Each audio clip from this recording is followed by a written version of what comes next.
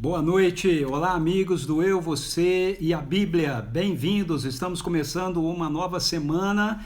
Eu tive aí uma semana off, uma semana que eu estava precisando, na verdade eu tinha planejado mesmo estando viajando, tirando uma semana off, de manter o Eu e Você a Bíblia acontecendo, mas nós ficamos numa pousada onde o sinal da internet estava muito ruim, muito fraco, oscilando demais, então eu preferi cancelar a semana passada do Eu e Você a Bíblia, mas nós estamos aqui retomando, então eu estou esperando você chegar por aqui, estou esperando você mandar aí o seu direct, ok? Convidando seus contatos, seus amigos para estarem conosco aqui nesse encontro de hoje. Hoje nós vamos dar início ao capítulo 8, nós vamos trabalhar o capítulo 8 em duas partes, a primeira parte de 8, 1 a 15 e depois nós vamos trabalhar o restante do capítulo 8. Vou deixar fixado aqui, vou saudar o pessoal que está chegando aqui no nosso meio, olha aí a Norma com a gente, olá Giovanni, tudo bom com você? A Andréia, tudo bem? Bebê, tá bem? Faz tempo que você não aparece por aqui, que legal que você está por aqui. Boa noite, Norma. Olá, Arlindo. Muito bem, eu sei que o Instagram ele vai mandando aí, né? Um convite para o pessoal, avisando que nós estamos começando, mas eu quero mandar aqui alguns convites também. Então, aproveita aí, usa o direct, ok? Para você avisar o pessoal que nós estamos iniciando aqui o nosso encontro de hoje, do Eu, Você e a Bíblia. Então, manda aí rapidão para a turma, convidando o pessoal para estar com a gente aqui. Eu estou aqui já mandando para alguns, eu mando alguns aqui, que na verdade quando chega a turma já está por aqui, né? Mas mesmo assim eu quero enviar, lembrando o pessoal que a gente está iniciando aqui o nosso encontro. Então, venha participar conosco, ok? Muito bem, eu enviei aqui para algumas pessoas enquanto eu estava enviando. Será que entraram mais algumas pessoas por aqui? Entraram, olha aí, o Arlindo, fala Arlindo, Ana Kelly, tudo bem com você? O Kildare, Ramalho, é isso? Ou é Kildare? Mulher ou homem, não sei, bem-vindo. Olha aí o Giovanni dizendo, estamos bem sim. Pedrinho já está quase chegando, 7 meses hoje, que bom, que bênção, Deus abençoe aí, hein? Giovanni, Andréia e o Pedro, pastor Marcelo, bem-vindo. Olá Fabiana, que bom que você está aqui com a gente. Muito bem, vamos aí, nós vamos aguardar mais um pouquinho apenas, ok? E vamos iniciar. Hoje, como eu falei, nós vamos ver metade do texto do capítulo 8 de 2 Coríntios. Nós vamos olhar aí os versos 1 a 15 e depois nós vamos completar amanhã com os versos 16 a 24, ok? Muito bem, olá Roberta, minha irmãzinha entrando por aí, ó. O Arnaldo também entrou, a Yoko, sejam bem-vindos todos vocês. Que bom que sentiu falta, Fabiana. Sinal que está sendo relevante, né? Olá Nina, bem-vinda. Fala Tafarel, que legal ter você aqui comigo, Deus abençoe você.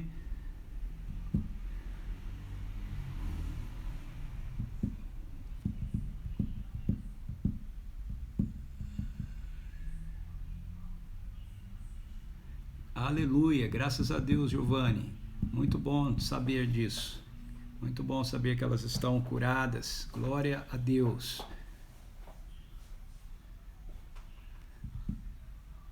Boa noite, Nina. Bem-vinda. Ok, eu vou orar. Enquanto isso, o pessoal vai chegando por aqui e a gente vai começar, ok?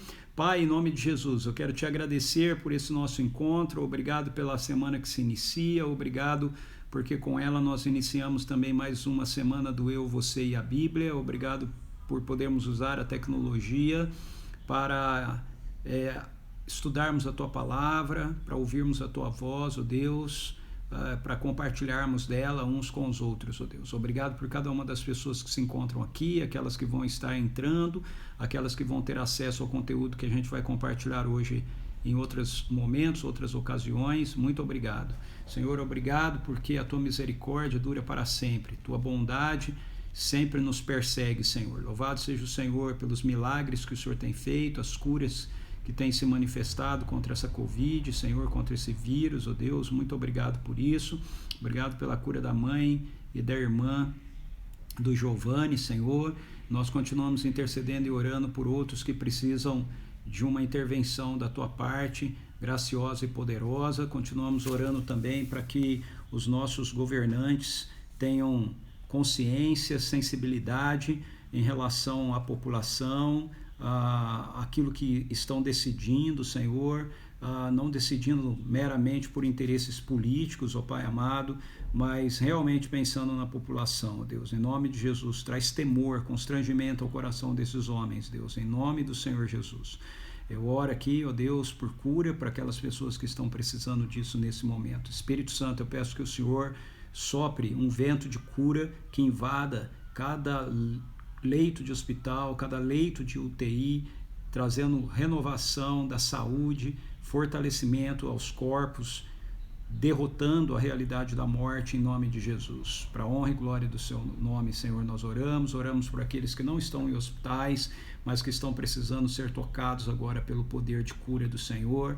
Em nome de Jesus, que toda enfermidade seja desfeita, caia por terra, para a honra e glória do Teu nome, Senhor. Restaura as emoções também, ó Deus, da vida de tantos que estão abalados por verem pessoas queridas, próximas, ficando enfermas, e algumas até mesmo sendo levadas pela realidade da morte, Senhor. Mas louvado seja o Senhor, porque Tu és aquele que acolhe todos aqueles que partem, Senhor Deus, confiando em Teu Filho, confiando em Jesus. A morte dessas pessoas, diz a Tua palavra, é preciosa para o Senhor, Deus, e o Senhor acolhe cada um daqueles que a morte ceifa, Senhor. Ela não tem mais o direito de mantê-los na realidade do Hades, ó Deus. Eles estão na Tua presença, se creem em Jesus. Nós cremos nisso de todo o nosso coração, ó Pai. Pedimos, Espírito Santo, que o Senhor traga iluminação à nossa mente, para que nós possamos ter nossos olhos espirituais abertos, nossa mente renovada, e possamos assim compreender, ó Deus, a revelação da Tua palavra que o Senhor quer compartilhar conosco hoje. Em nome de Jesus, amém. Amém. Muito bem, deixa eu ver quem mais que entrou por aqui enquanto eu estava intercedendo, enquanto eu estava orando. A última pessoa que nós cumprimentamos aqui foi a Nina. O Gabriel Freitas entrou. Olá, Gabriel. Olá, Simone. Olá, Ébrima. É isso. Olá, Luiz Silvério. Ô, Marcos Miraca aí com a gente. Que alegria, meu querido, ter você aqui conosco. Olá, Cristina. Muito bem-vinda. Fala, Tadeu. Tadeu Kaiser. Beleza, meu querido? Deus abençoe você aí na terrinha. Olá, Lucas e Sônia Churco, foram os últimos que entraram por aqui enquanto eu estava orando. Que bom, Cristina, que as lives fizeram falta. Mas estamos aqui, vamos lá, capítulo 8. Eu vou fazer o seguinte, eu vou ler, ok, até o versículo 15. Eu quero que a gente tenha uma visão geral daquilo que o apóstolo Paulo está falando aqui. Depois eu vou voltar e vou compartilhando com vocês algumas coisas daquilo que ele está apresentando para a gente nesse momento, ok? Então eu vou ler na minha tradução. A tradução que eu uso é a King James atualizada. Pegue aí a sua Bíblia, pegue o seu material de anotação, lembrando vocês que você deve tomar nota, ok, dos insights, daquilo que o Espírito Santo estiver trazendo como revelação ao seu coração, como ensino ao seu coração, e você deve tomar nota também das suas dúvidas, questionamentos ou daquilo que você gostaria de ver aprofundado um pouco mais. E na nossa live de sexta-feira, a gente tem um tempo para você interagir com a gente com essas suas anotações, ok? Olá, Brígida, bem-vinda, muito bom ter você aqui com a gente, diretamente aí do Canadá. Fala, meu querido amigo Gustavo, bem-vindo também. Então vamos lá. Agora, irmãos, desejo que tenhais pleno conhecimento da graça que Deus concedeu às igrejas da Macedônia, no meio da mais severa tribulação, a grande alegria e a extrema pobreza deles transbordaram em rica generosidade, porquanto posso dar testemunho de que contribuíram de livre vontade na medida de seus bens e até mesmo acima disso, pois nos solicitaram com muita insistência o privilégio de participar da assistência em favor dos santos. E não simplesmente fizeram o que esperávamos, mas primeiramente deram a si mesmos ao Senhor e a nós pela vontade de Deus. De tal maneira que pedimos a Tito que, assim como já havia começado, semelhantemente completasse essa expressão da graça da vossa parte. Todavia, assim como tendes transbordado em tudo, em fé, em palavra, em conhecimento, em toda a dedicação e no amor que temos despertado em vós, vede que igualmente transbordeis nesse privilégio de contribuir. Não vos digo isso como quem dá ordens, mas para provar a sinceridade do vosso amor, mediante a comparação com a dedicação de outros. Pois conheceis a graça de nosso Senhor Jesus Cristo, que sendo rico tornou-se pobre por vossa causa, para que fosseis enriquecidos por sua pobreza. Portanto, esse é o meu conselho. Convém que façais vossas contribuições, já que desde o ano passado fosse os primeiros não somente a contribuir, mas também a sugerir esse plano de cooperação. Agora, pois, completai a obra, a fim de que a forte disposição de realizá-la seja igualada ao zelo em concluí-la de acordo com os bens que possuís.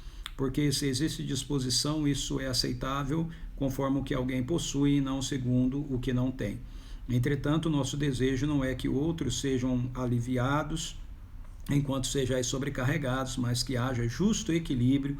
No presente momento, a vossa fartura suprirá a grande necessidade deles, para que, de igual modo, a abundância deles venha a suprir a vossa privação, e assim haja igualdade. Como está escrito, quem muito havia colhido não o fez em excesso, para que nada faltasse a quem pouco colhera. Muito bem, então vamos lá. Antes de eu começar os meus comentários aqui, deixe-me ver quem foi entrando depois do Gustavo aqui. Paz, meu amigo. Luiz, Felipe, bem-vindo. Olá, Maristela, seja bem-vinda também. Sônia Casais, seja bem-vinda. Beijo para você. Sofia e o César, se ele estiver aí. João da Almeida, bem-vindo. Não sei se Janaína está com você. Se estiver, beijo para ela também.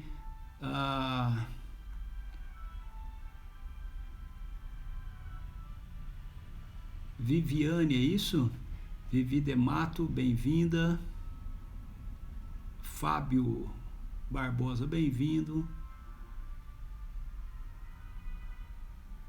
E Paul, que eu não sei quem é, seja bem-vindo. Tássio Almeida, que acabou de entrar, bem-vindo também. Muito bem, gente, então vamos lá. Vocês que acabaram de entrar, 2 Coríntios capítulo 8, versículos de 1 a 15, é o texto que nós vamos estar conversando aqui hoje.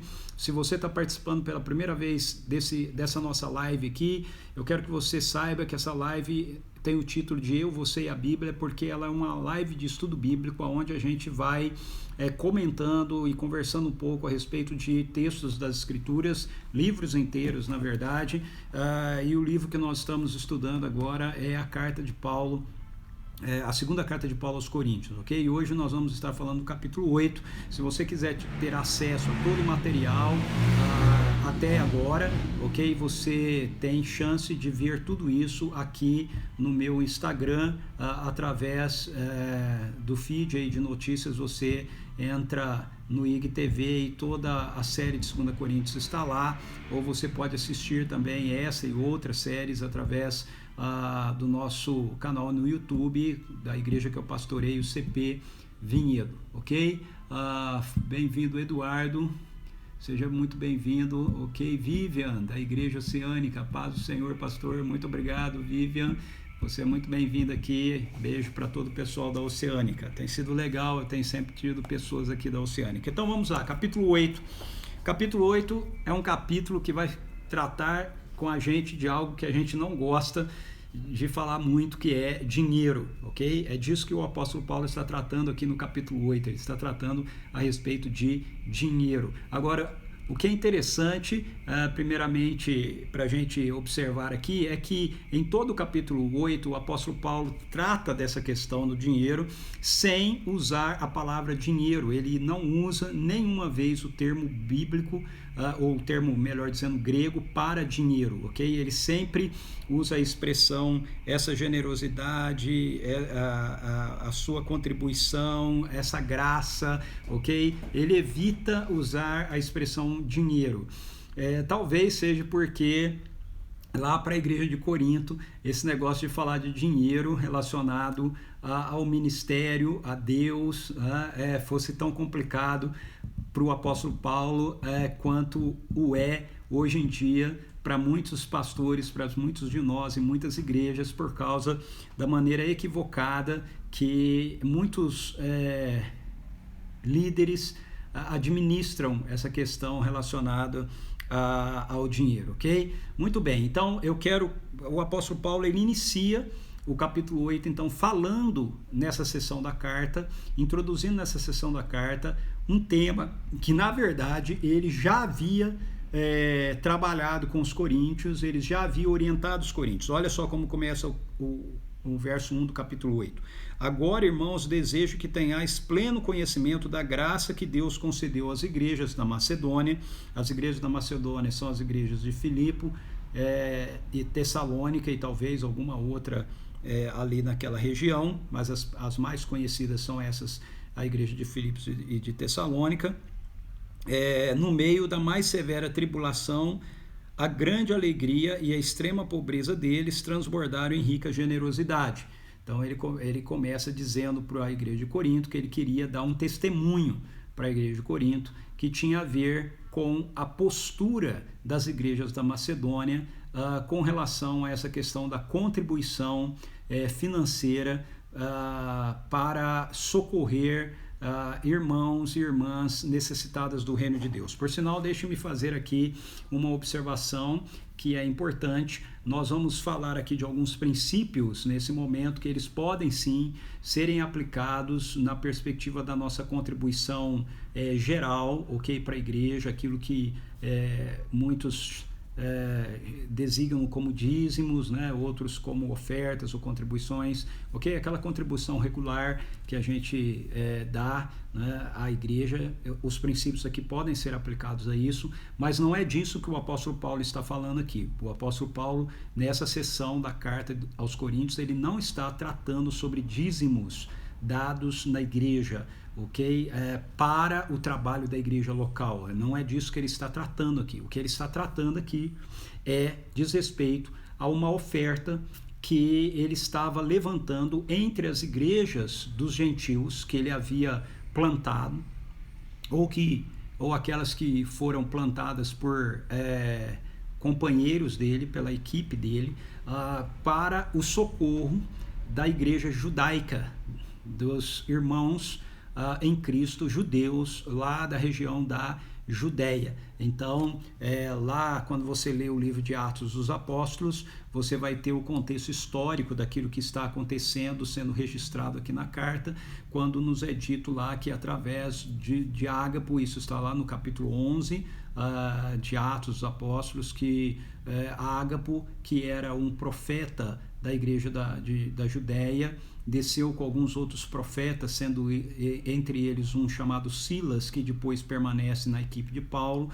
até a igreja de Antioquia, e eles, o Ágapo, ele começa a dar a entender, através de palavras proféticas, que haveria de vir uma grande fome que assolaria toda a região da Judéia, e o texto bíblico diz que isso realmente aconteceu no período do imperador Cláudio, e que então a igreja de Antioquia resolveu enviar socorro para a igreja da Judéia.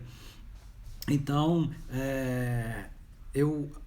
muitos, não eu, mas muitos estudiosos, né, do Novo Testamento entendem que essa fome ela durou por esse período de escassez por cerca de 2 anos. Então essa ajuda continuou tendo que ser enviada, e o apóstolo Paulo, muito provavelmente aqui, ele está tomando esse modelo, essa postura, essa atitude da igreja de Antioquia, de enviar recursos, de enviar socorro material para a igreja da Judéia, e ele está estendendo essa ação às igrejas que ele havia plantado entre os gentios. Então, ele está lembrando aqui, por um lado, a igreja aos Coríntios, de que eles tinham esse compromisso, mas ele não começa lembrando a igreja de Corinto disso, ele não começa cobrando a igreja de Corinto sobre ela participar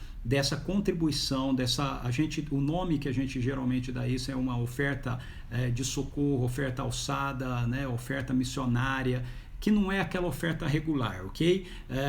Paulo está desafiando essa igreja a participar dessa oferta, mas ao invés dele iniciar esse assunto, dizendo para a igreja que eles tinham essa responsabilidade, ou que eles tinham esse compromisso, ele inicia dando um testemunho de como as igrejas da Macedônia estavam respondendo a esse desafio. Ele faz isso mostrando que as igrejas da Macedônia, elas eram igrejas pobres, ok? Ao contrário da igreja de Corinto, ou das igrejas ali da região de Corinto, da região de Cencreia, que abarcava Corinto. Corinto era uma cidade portuária, ela era uma cidade riquíssima, onde havia muito comércio. Então, muito provavelmente, pessoas da igreja de Corinto eram pessoas que tinham mais posses, não necessariamente pessoas ricas, ok? Mas certamente eram pessoas que tinham mais posses do que os cristãos lá de Tessalônica e de Filipos, ou seja, os cristãos na Macedônia. Mas o apóstolo Paulo então começa dando esse testemunho, e quando ele dá esse testemunho, eu já quero levantar aqui o primeiro princípio para a gente a respeito de contribuição. Como eu falei, aqui no texto ela é específica, o texto é específico com relação a uma contribuição que está sendo levantada para o socorro da igreja da Judéia, mas os princípios do texto podem ser aplicados na nossa vida para qualquer tipo de contribuição, ok? Que a gente vá dar, desde a regular que a gente dá na nossa igreja, àquelas que são campanhas especiais que são feitas para socorrer irmãos e irmãs ao redor aí do mundo ou do nosso país. E o primeiro princípio que eu queria destacar aqui, apresentado pelo apóstolo Paulo, é justamente esse, é que a nossa contribuição, ela não é fruto do que nós temos de sobra, ok? A nossa contribuição não deve ser fruto daquilo que está sobrando para a gente. A nossa contribuição deve ser uma expressão do nosso sacrifício ao Senhor, né? Nosso sacrifício de adoração ao Senhor, nossa compreensão de que o Senhor é dono de tudo que nós temos e Ele é digno de ser adorado com tudo aquilo que nós temos, e nós podemos e devemos socorrer o corpo de Cristo em qualquer parte do mundo. Então, esse é o primeiro princípio que eu quero destacar aqui. Muitas vezes nós achamos que ofertas, que contribuição financeira que a gente vai dar para a igreja, ou para missionários, ou para socorrer a necessidade de alguma pessoa, deve ser dada daquilo que sobrar para a gente. Mas veja como Paulo apresenta isso para a igreja de Corinto. Ele diz assim, e para nós, ele diz assim: agora, irmãos, desejo que tenhais pleno conhecimento da graça que Deus concedeu às igrejas da Macedônia.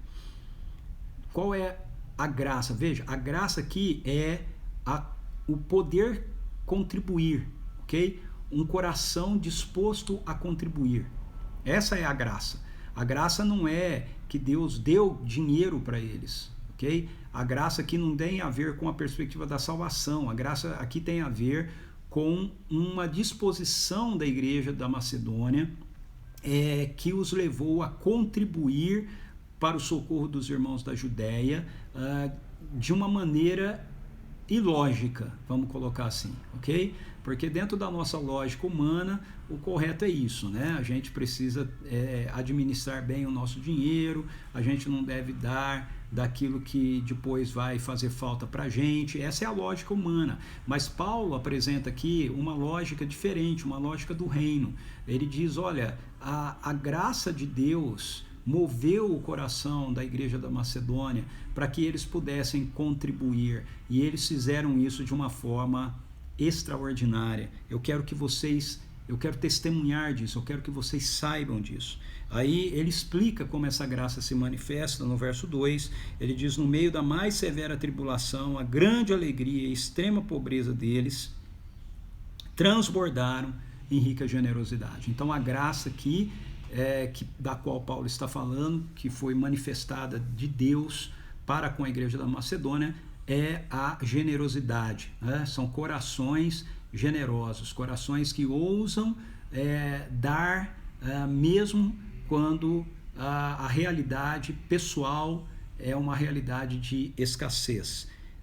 Verso 3, porquanto posso dar testemunho de que contribuíram de livre vontade, preste atenção nisso, de livre vontade, já vou voltar nisso, que é um segundo princípio que eu quero trabalhar, na medida de seus bens, porquanto posso dar testemunho que contribuíram de livre vontade na medida de seus bens e até mesmo acima disso, pois nos solicitaram com muita insistência o privilégio de participar da assistência em favor dos santos. Então, um primeiro princípio aqui é que contribuição, ele é uma atitude gerada no nosso coração pelo derramar da graça de Deus na nossa vida, que transborda de nós em generosidade. O segundo princípio que eu quero destacar aqui é que a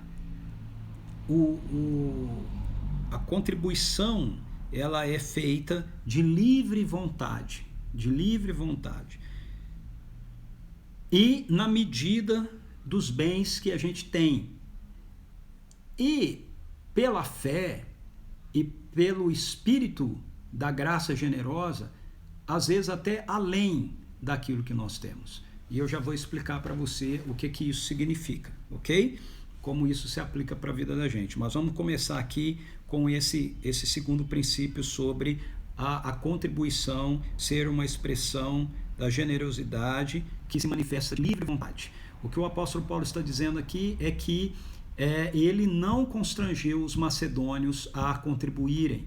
Ele não usou de nenhum tipo de subterfúgio para motivar a igreja da Macedônia a contribuir. O que Paulo está dizendo aqui é que ele apresentou uma necessidade e a graça de Deus se derramou sobre a igreja da Macedônia em generosidade, e os membros das igrejas da Macedônia, da cidade de Tessalônica, da cidade de Filipos, contribuíram na medida daquilo que eles possuíam.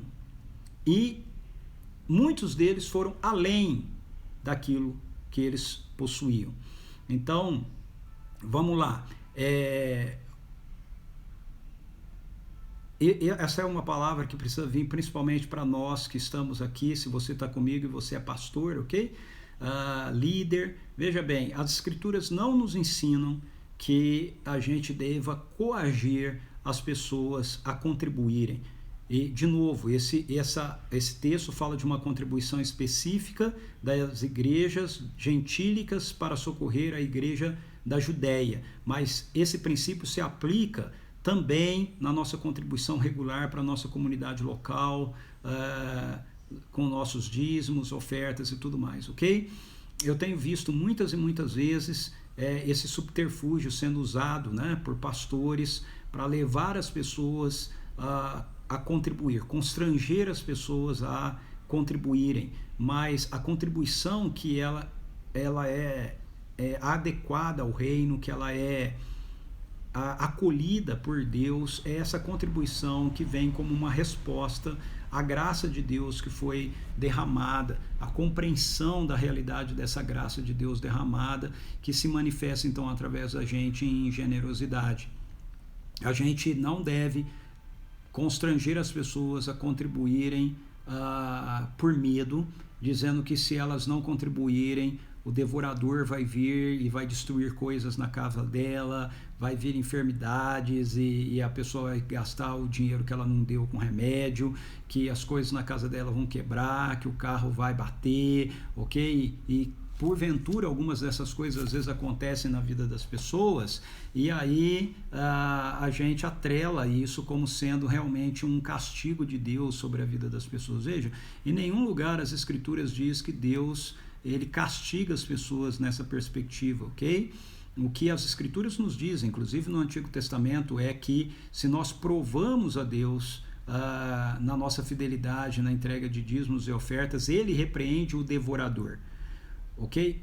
Isso não é o contrário. Não significa que se a pessoa não der, então ele vai enviar o devorador. O devorador, lá que ele está falando em Malaquias, os gafanhotos, né, a perda da colheita, isso era uma realidade com a qual qualquer pessoa lidava e qualquer pessoa enfrentava. O que Deus está dizendo é o contrário. Ele está dizendo, essa realidade é enfrentada por todo mundo, mas se vocês se provarem fiéis a mim, eu vou impedir que essa realidade, que é comum para todo mundo, aconteça na vida de vocês. Okay? Eu vejo muitas pessoas hoje em dia tentando, líderes, pastores, tentando mover as pessoas a contribuírem por medo, dizendo que se elas não contribuírem, então Deus vai enviar o devorador e tudo mais. Isso não é verdade, a Bíblia não ensina isso assim pra gente. As pessoas não devem ser constrangidas a doarem, seja dízimo, oferta, seja uma contribuição especial, ok? Por medo, certo? A pessoa precisa responder de livre e espontânea vontade o mover da graça de Deus na vida dela, expressando isso com a sua generosidade a partir daquilo que ela possui, a partir daquilo que ela tem. Esse é outro princípio que eu já vou nele. Outra coisa, a gente não deve constranger as pessoas a contribuírem também pela ganância. Então essas são as duas principais formas que eu vejo as pessoas sendo constrangidas por líderes e pastores hoje em dia para contribuir financeiramente. Ou por medo ou pela ganância. A contribuição por medo é essa que eu acabei de falar. Se você não doar, então eles dizem, olha, Deus vai pesar a mão dele sobre você, ou ele vai tirar a mão dele sobre você, vai deixar o devorador estragar coisas na sua casa, você ficar doente, essas coisas todas. E a outra forma é pela ganância, dizendo assim, olha, se você der, e quanto mais você der, mais atenção você vai chamar de Deus e mais Deus vai te abençoar, ok? Isso desculpa aqui é meu sorriso, mas eu acho que isso é ridículo, tá certo? A gente não chama a atenção de Deus por aquilo que a gente dá, por aquilo que a gente contribui. Não tem nenhum texto bíblico que mostra isso. Isso é uma tolice, isso é uma deslealdade com as escrituras, e isso é querer forçar as pessoas, constranger as pessoas a contribuírem de uma maneira que, na verdade, aquela contribuição dela não é recebida por Deus com um ato de adoração, com um ato de generosidade. Então, o que deve nos levar a motivar as pessoas a contribuir. Eu vou chegar nisso já. Por enquanto, eu quero que você entenda esse princípio. As pessoas devem contribuir de livre vontade. Outra coisa, elas devem contribuir na medida, esse é o terceiro princípio, elas devem contribuir na medida dos seus bens e até acima deles. Ok? Muitas e muitas vezes. A gente deve contribuir na medida dos bens que temos e muitas vezes acima dos nossos bens. Paulo diz que é isso que a igreja de Tessalônica fez. Ele está dando um testemunho para a igreja de Corinto, porque ele quer que esse testemunho que ele está dando da igreja da Macedônia motive o coração dos coríntios a contribuírem. Não é? Então, eu já estou meio que adiantando aqui como é que a gente motiva, né, a contribuição. Mas uma forma da gente motivar a contribuição é essa, dando testemunho de como outras igrejas, outras pessoas têm sido generosas, como outras pessoas têm contribuído, como outras pessoas têm dado na medida das suas posses e até acima delas. Então, o que é isso? O que significa dar na medida das nossas posses e para nós hoje, muitas vezes até acima delas? Dar na medida das nossas posses é mais fácil entender, né? Significa que você não deve ficar olhando para o outro que está ao seu lado, para a contribuição do outro que está ao seu lado, nem no que diz respeito a aquele que dá mais que você e nem no que diz respeito àquele que dá menos que você. Muitas vezes a gente tem essa postura. Veja, agora eu vou falar para você que não é pastor, não é líder. Eu acabei de falar aqui para os pastores e líderes de uma postura errada que muitas vezes nós assumimos na tentativa de fazer pessoas contribuírem. Nós constrangemos as pessoas e a contribuição, o princípio da contribuição é da livre vontade. Agora eu quero falar para nós de maneira geral, como parte do povo. Essa contribuição que a gente faz de livre vontade, ela não é uma contribuição que deve ser medida por nós a partir de outros. Ela é uma contribuição que precisa ser medida por nós a partir da nossa própria realidade. Então, dar a partir das posses que nós temos, dar a partir daquilo que nós temos, significa que você não vai olhar para uma pessoa que está ao seu lado e que dá mais que você, e assim se sentir constrangido em querer dar tanto quanto aquela pessoa está dando. Porque aquela pessoa pode estar dando mais que você porque ela tem mais posses do que você. Então você não tem que tentar dar como ela dá. Mas também se aplica no que diz respeito a você olhar para uma pessoa que tem menos posses que você e que está dando menos que você. E aí você olha para essa pessoa que está dando menos que você e você acha que se você der tudo o que você pode dar, de conformidade com as suas posses, vai ser um valor muito alto em referência àquele que está dando menos que você, muito menos que você. Então, dar de acordo com a nossa posse significa que a gente tem que olhar para a nossa realidade e a gente tem que determinar de conformidade com a nossa realidade aquilo que a gente vai dar, não medindo por quem dá mais e não medindo por quem dá menos.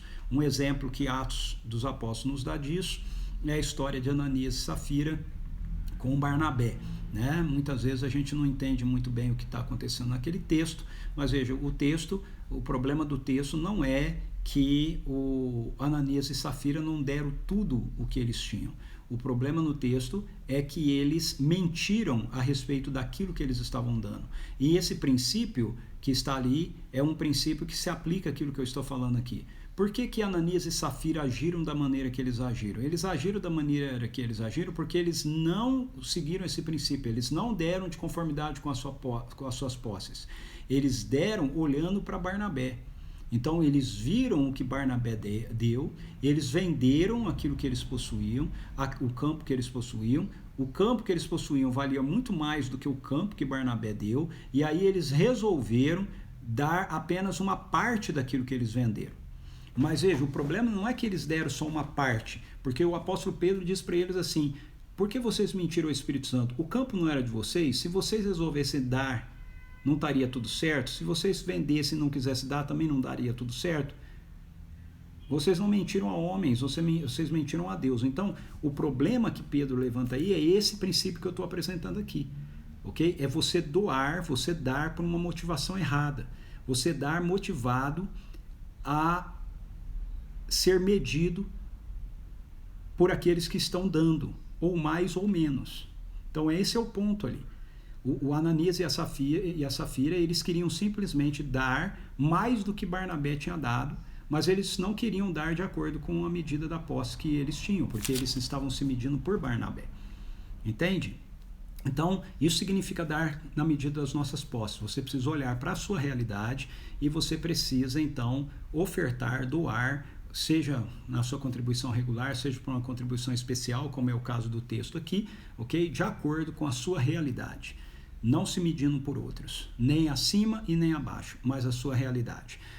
E o que significa dar acima das suas posses? No nosso contexto hoje, dar acima das nossas posses significaria mais ou menos o seguinte: você vai dar um valor que você vai deixar de usar, ok? Para alguma situação supérflua na sua vida. Então isso seria dar acima das suas posses. Não significa você deixar de pagar a sua conta de água, deixar de pagar a sua conta de luz, deixar de pagar a prestação do carro, qualquer coisa assim importante, para então você pegar aquele dinheiro e você dar. Significa que você vai deixar de comprar aquele sapato que na verdade você não precisa comprar, porque você já tem um sapato, né? E aí você ia comprar outro sapato. Então isso é acima da sua posse. Você não precisa de outro sapato. Você pode se virar com o sapato que você tem. Aí isso aqui para as mulheres pega um pouco, né? Mas a minha bolsa não combina com o sapato que eu tenho. Então usa uma bolsa sem combinar com o sapato que você tem mesmo. E aí você pode dar acima das suas posses, ok? É isso que significa uma aplicação, né? Seria melhor dizendo, do dar acima das suas posses, nesse texto aqui. Então, concluindo aqui esses princípios que eu apresento para vocês, ok, da contribuição, como eu falei, elas podem ser aplicadas em qualquer situação. Por que Paulo está falando isso com os coríntios? Porque, de acordo com o apóstolo Paulo aqui no texto, os coríntios, eles haviam sido os primeiros das igrejas plantadas por ele, que haviam sugerido que as igrejas gentílicas deveriam socorrer a igreja judaica. Então você vê essa questão já lá em 1 Coríntios capítulo 16, versículos 1 a 4, na carta que Paulo escreve aos Coríntios, a primeira carta, ele já trata disso. Então o capítulo 8 é ele retomando essa postura que depois de um ano daquilo que ele escreveu em 1 Coríntios capítulo 16, já deveria estar resolvido, né? Então ele diz assim, quanto à oferta para 1 Coríntios capítulo 16, verso 1 a 4, quanto à oferta para o povo de Deus, fazei vós também da mesma forma como orientei as igrejas da Galácia. No primeiro dia da semana, cada um de vós separe o que puder de acordo com a sua renda. Veja, então, de acordo com a sua renda tem a ver com contribuir de livre vontade na medida dos seus bens, é a mesma coisa que ele está dizendo que a igreja da Macedônia fez, e aguarde para que não se façam coletas quando eu chegar. Então, quando estiver entre vós, enviarei com carta de recomendação aos homens que aprovardes para levarem a vossa contribuição para Jerusalém. Se for conveniente que eu também vá, eles me acompanharão. Então, Paulo escreveu isso aqui, 1 Coríntios capítulo 16, verso 1 a 4, um ano antes desse texto de 2 Coríntios capítulo 8. Agora, depois de um ano, ele está, então, chegando nesse momento em que as ofertas serão levadas para a Judéia. E aí ele está lembrando a igreja dos Coríntios que eles deveriam ter agido dessa maneira que ele os instruiu lá em 1 Coríntios capítulo 16. E a forma que ele usa para motivar a igreja de Corinto a contribuir, a primeira forma é essa, é o testemunho de que igrejas, de que irmãos que tinham até menos do que os irmãos de Corinto estavam fazendo isso, ok? Então a gente não incentiva a contribuição por constrangimento, a gente incentiva a contribuição por testemunho. Esse é a primeira forma da gente estimular o povo, a igreja, as pessoas ou a nós mesmos em contribuirmos.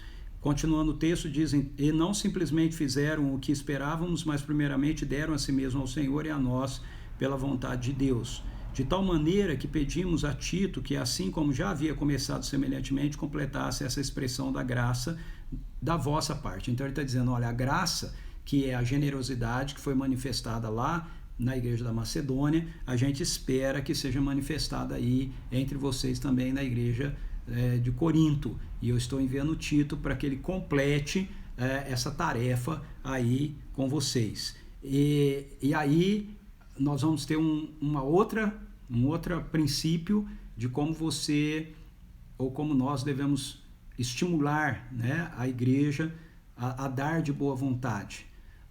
A primeira, então, é através do testemunho de igrejas e de irmãos, de pessoas que têm contribuído, que têm feito isso com generosidade, com alegria, muitas vezes até com sacrifício. E a outra maneira é desafiando a própria igreja a se expressar, né, assim como parte da operação da graça de Deus na sua vida. O verso 7 diz: todavia, assim como tendes transbordado em tudo. 1 Coríntios mostra que a igreja de Corinto era uma igreja que tinha muitos dons, muitas manifestações do Espírito, né? Então Paulo está evocando isso aqui deles. Todavia, assim como tendes transbordado em tudo, em fé, em palavra, em conhecimento, em toda dedicação e no amor que temos despertado em vós, vede que igualmente transbordei nesse privilégio de contribuir. Veja que vocês igualmente transbordeis nesse privilégio de contribuir. Então veja, a contribuição é um privilégio de acordo com as Escrituras. Não é uma obrigação, não é um dever, não é uma lei, não é uma regra. É um privilégio da graça de Deus operando na nossa vida, operando no nosso coração.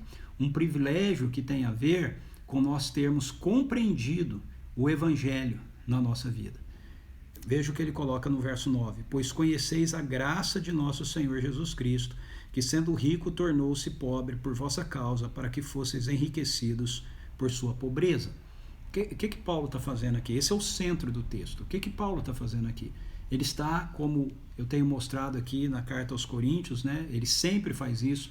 Ele está trazendo essa situação da contribuição para o Evangelho. Okay? Tudo que acontece na nossa vida acontece por causa do Evangelho. O Evangelho é uma pessoa, o Evangelho é Jesus Cristo, o Evangelho tem a ver com quem ele é e tem a ver com aquilo que ele fez.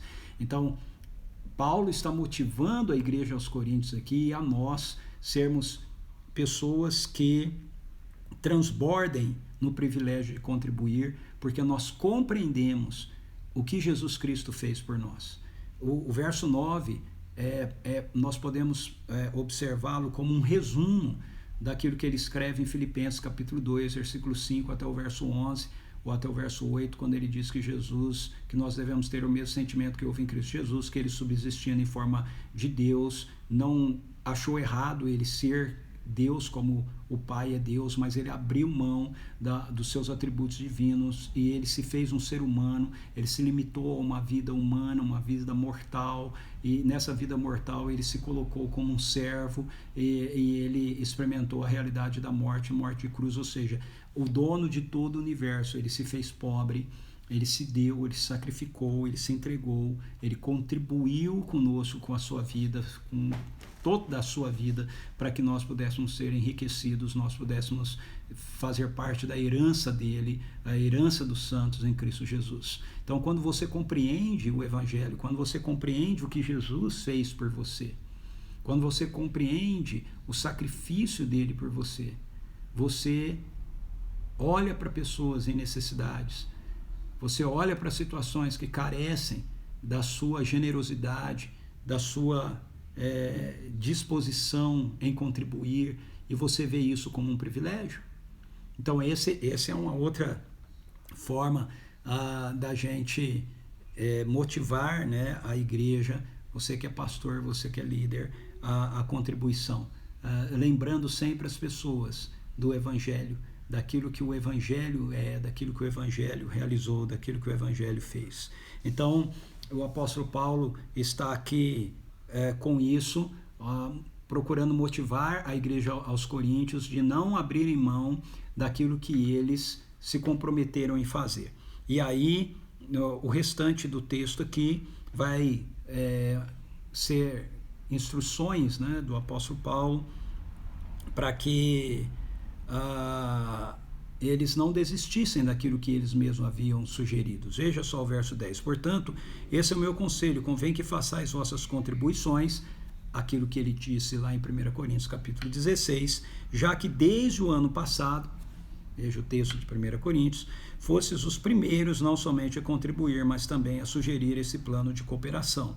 Agora, pois, completai a obra, a fim de que a forte disposição de realizá-la seja igualada ao zelo em concluí-la de acordo com os bens que possuís. Mais uma vez, o apóstolo Paulo reforça que a contribuição ela é feita de conformidade com os bens que nós possuímos. Olha o verso 12, porque se existe disposição, isso é aceitável conforme o que alguém possui e não segundo o que não tem. Eu já expliquei então sobre isso aqui, eu não vou voltar a tratar disso, mas é a mesma coisa que eu expliquei lá no versículo 3, quando ele fala sobre contribuir de boa vontade na medida dos seus bens, ok? Mas aqui o que eu quero destacar aqui é que o apóstolo Paulo está tratando com a igreja de Corinto uma situação que é muito comum em muitos de nós. Às vezes a gente tem ideias, né? A gente vê uma necessidade, a gente vê um desafio missionário, a gente vê um desafio social, e aí como igreja a gente fala, olha, a gente tem que fazer alguma coisa, que tal se a gente agisse assim ou assado, e aí a gente começa a fazer, mas o tempo vai passando e a gente vai se esquecendo, ou a gente vai se desanimando, ou a gente vai deixando de lado aquilo que a gente estava fazendo. Então, aqui tem um princípio muito interessante também, que é o princípio da perseverança. Começar projetos é fácil, assumir compromissos é fácil, mas manter compromissos e manter projetos a longo prazo sempre é um grande desafio. E é isso que o apóstolo Paulo está colocando aqui. Ele está dizendo, olha, Coríntios, vocês foram os primeiros a contribuírem, vocês foram os primeiros a sugerirem essa ideia, agora convém que vocês levem isso até o final. Olha, como testemunho, aquilo que a igreja na Macedônia fez, entendendo que vocês e eles fizeram. Então eu tenho certeza que vocês, compreendendo aquilo que Jesus Cristo fez por vocês, vocês também vão ver como um grande privilégio continuar contribuindo. Como eu falei, a fome na Judéia, ela se espalhou, né, por anos, não foi apenas algo pontual. E aí o socorro que às vezes, que muito provavelmente as igrejas da Judéia, as igrejas gentílicas, né, da Macedônia, da Galácia, da Acaia, né, que era onde estava a igreja de Corinto, que começaram a contribuir, tiveram que continuar contribuindo, com o passar do tempo foram desanimando, a igreja de Corinto foi desanimando. Veja, nós estamos vivendo alguma coisa parecida agora, né, com essa história aí da pandemia. Quando nós começamos, vou falar, eu sei que tem muitas pessoas aqui que não fazem parte da minha comunidade, da qual eu sou pastor, mas eu vou falar de uma experiência nossa aqui. Quando nós começamos a lidar ano passado com essa situação toda de pandemia, a nossa comunidade, a nossa igreja começou a fazer coletas de cestas básicas para socorrer pessoas necessitadas, né? O problema é que essa situação está perdurando. E aí o que acontece? No começo, a gente tinha grandes doações de cestas básicas, né? Um número alto de doação de cestas básicas. O que está acontecendo é que a gente tem tido uma diminuição cada vez maior das cestas básicas sendo feitas por irmãos e irmãs da nossa comunidade, da nossa igreja. Por quê? A mesma questão de Corinto, porque começar algo é fácil, né? Mas permanecer, ser perseverante naquilo que precisa ser realizado, naquilo que precisa ser feito, precisa de intencionalidade. É isso que o apóstolo Paulo está dizendo aqui para a igreja de Corinto, e é isso que ele está ensinando para a gente também. Nós precisamos de intencionalidade também para a nossa contribuição financeira, também para nossas contribuições de socorro, e isso vai acontecer apenas se a gente entender o Evangelho, entender aquilo que Jesus fez por nós, e baseados naquilo que Jesus fez por nós, então nós respondermos transbordando de generosidade no privilégio que a gente recebeu também de contribuir. E aí o texto finaliza com o apóstolo Paulo dando uma resposta, talvez para algo que ele imaginou que alguém pudesse pensar, ou que o Espírito Santo revelou para ele que alguém pudesse pensar, né? Versos 13 a 15 diz assim: entretanto, o nosso desejo não é que outros sejam aliviados enquanto sejais sobrecarregados, mas que haja justo equilíbrio. No presente momento, a vossa fartura suprirá a grande necessidade deles, para que de igual modo a abundância deles venha a suprir a vossa privação, e assim haja igualdade. E aí ele termina essa sessão fazendo a citação no verso 15 de um texto que é lá sobre a coleta do maná, em Êxodo capítulo 16, verso 18, dizendo: como está escrito, quem muito havia colhido não o fez em excesso, para que nada faltasse a quem pouco recolhera. Esses 3 últimos versículos, eles são fantásticos, fantásticos. A gente precisa entendê-los dentro do contexto daquilo que o apóstolo Paulo está escrevendo, para que eles possam ter a força necessária para nós, ok? Eu tenho falado muitas e muitas vezes, né, ao longo aqui do Eu, Você, a Bíblia, eu falo isso também na minha igreja, quando eu estou pregando, em muitos outros lugares. A gente precisa aprender a interpretar a Bíblia de lá para cá, não daqui para lá.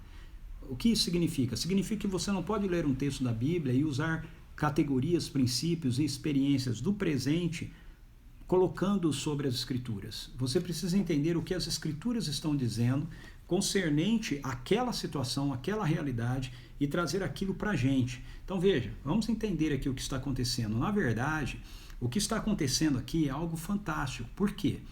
Porque o apóstolo Paulo, ele está lidando aqui não apenas com levantar de uma coleta financeira, mas ele está lidando aqui com um paradigma que tinha a ver com a igreja da Judéia, reconhecer, ver e entender a igreja dos gentios como parte de um só povo.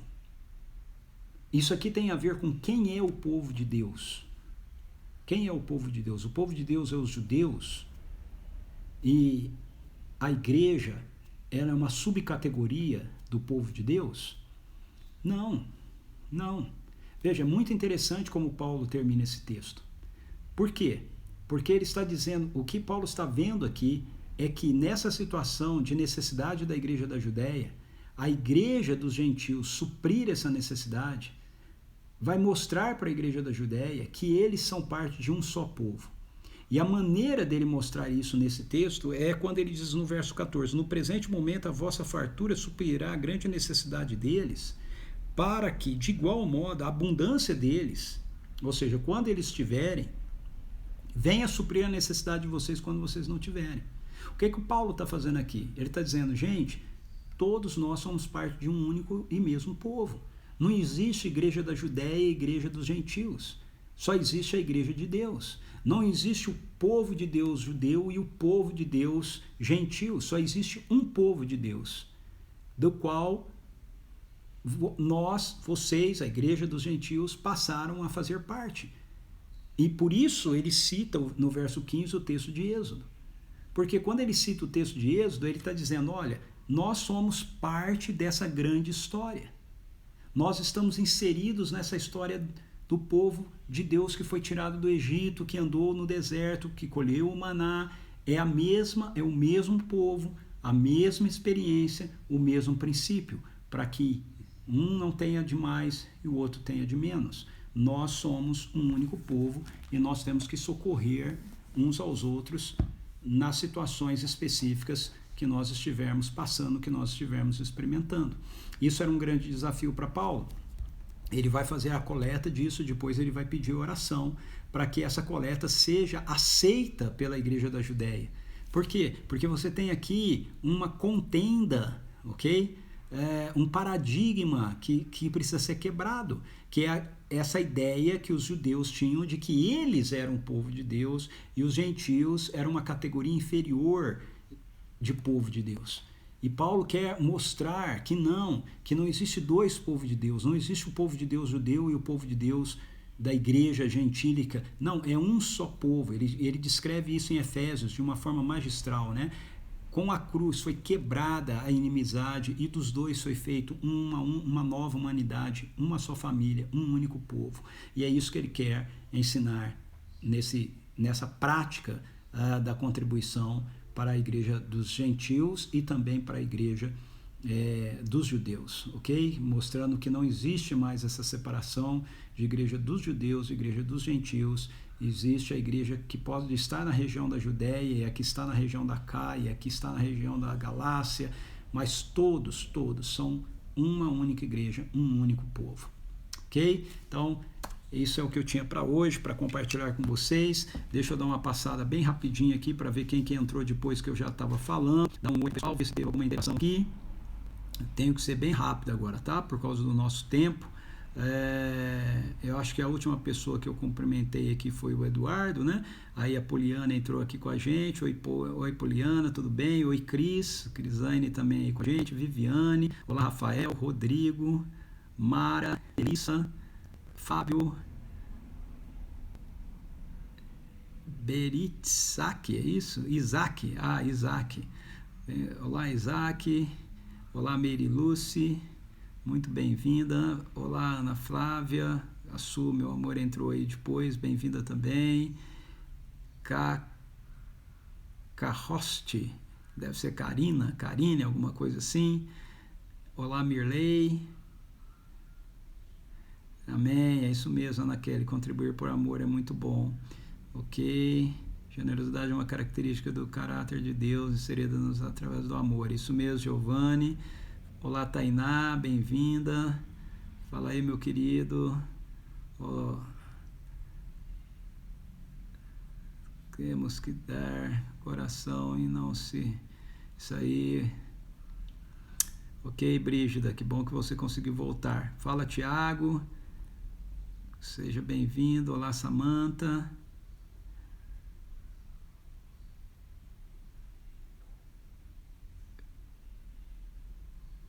Jafé Lima. Tem alguns aqui que eu não consigo saber o nome direito, não. É o apelido, sei lá. Olá, Cristina. Olá, Gilberto. Rafael. Laurindo.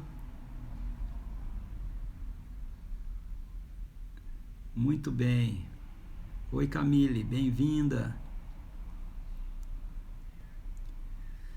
Ok, gente, se eu deixei passar... Oi, Ruth, tudo bem? Eu tô vendo a Ruth aqui agora. Ana Cruz. Ana, você entrou na hora que eu tô saindo, mas bem-vinda. Então, vocês que entraram e a live já estava acontecendo, eu vou sair aqui, você tem chance de assistir toda ela aí, beleza? Amanhã, 18h30, eu estou esperando você aqui para a gente continuar 2 Coríntios capítulo 8 e terminar o capítulo. Falou? Bom descanso, beijo no teu coração, até amanhã.